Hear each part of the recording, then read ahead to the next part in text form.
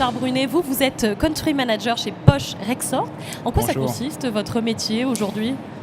Mon métier consiste à allouer des ressources là où c'est le plus nécessaire. C'est-à-dire faire en sorte que j'ai une équipe, on est 250 personnes en France, et faire en sorte que les personnes soient le mieux adaptées pour répondre aux attentes de nos clients dans des métiers différents, mais tout ce qui bouge, tout ce qui est déplaçable, tout ce qui est à déplacer. D'accord. Pourquoi vous avez décidé d'être présent aujourd'hui sous la nef du Grand Palais pour cet événement de l'usine extraordinaire ? La rencontre avec les jeunes, faire en sorte d'attirer des talents vers l'industrie. On est en recherche en permanence de talents.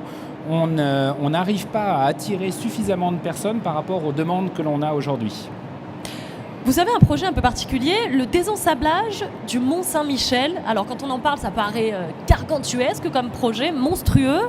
Qu'est-ce qu'il y a d'extraordinaire dans ce projet pour un homme comme vous ? J'ai décidé de vous parler de ce projet-là simplement pour apporter la touche passion à notre métier. Ce que l'on est capable de réaliser aujourd'hui, c'est par exemple de faire en sorte d'éviter qu'il y ait des camions, des milliers et des milliers de camions qui viennent désensabler le Mont Saint-Michel avec une pelle qui vient et qui les met dans un camion. J'imagine que ce serait laborieux et exactement.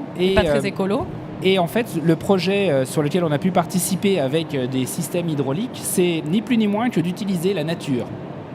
Et pour arriver à utiliser la nature, ça fait appel à énormément de ressources, ça veut dire de modéliser.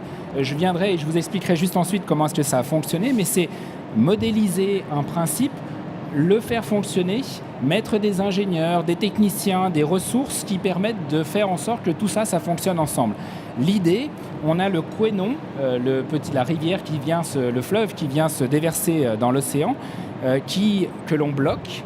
On attend la marée avec une sorte de barrage et on ouvre très rapidement les vannes de façon à faire en sorte de faire comme un principe d'une chasse d'eau.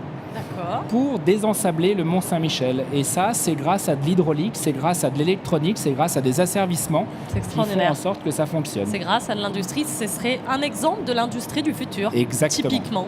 Exactement. Et humain, et qui est dans la veine écologique, responsable. Ça reste très cohérent et c'est sans doute ça l'industrie du futur. Vous nous parliez aussi de la Tour Eiffel. Vous avez un autre projet, parce qu'il n'y a pas que le Mont Saint-Michel. C'est pas que le Mont Saint-Michel. Vous allez nous faire tous les grands monuments du pays, on est ravis. Juste à côté d'ici, en fait, Gustave Eiffel avait créé de l'hydraulique à eau. Il y a très longtemps, on n'a rien réinventé par rapport à cela. Il y avait un système de mouflage. Alors c'est des câbles en fait qui sont reliés à deux poulies et lorsqu'on les écarte, ça permet de tirer sur les câbles et de faire monter l'ascenseur aux bons étages. Et après derrière, il y a des asservissements qui permettent de faire en sorte, parce que le câble se tend, mais en fonction de la charge qu'il peut y avoir dans l'ascenseur, il faut des ingénieurs, des techniciens, des chargés d'affaires, des gens qui réfléchissent à faire en sorte que l'ascenseur s'arrête exactement au bon endroit. Et l'hydraulique qu'il avait utilisée, c'était de l'hydraulique à eau. Et on nous a fait confiance pour réaliser ce projet-là avec de l'hydraulique à eau. Et vous pouvez le voir, c'est l'ascenseur ouest de la Tour Eiffel qui nous a permis, avec des asservissements, de l'électronique, de l'hydraulique, de faire en sorte de réaliser. Et c'est toujours une histoire d'hommes et de femmes et une aventure humaine extraordinaire. Ce que ça nous rappelle également, c'est que l'industrie est partout, dans tout ce qui nous entoure. Ici, le Grand Palais, le Mont Saint-Michel, vous le disiez, la Tour Eiffel.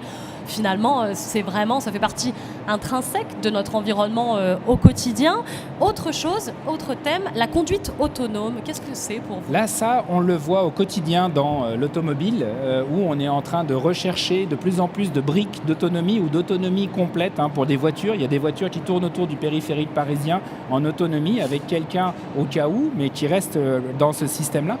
Avec l'hydraulique et avec l'électronique embarquée, on arrivera peut-être à avoir un tracteur, peut-être à avoir une pelle autonome avant même que la voiture autonome fonctionne. Parce qu'on est dans des environnements clos, sécurisés, et on aura peut-être la chance d'avoir des systèmes autonomes avant la voiture autonome. Et on travaille dessus avec de l'électronique.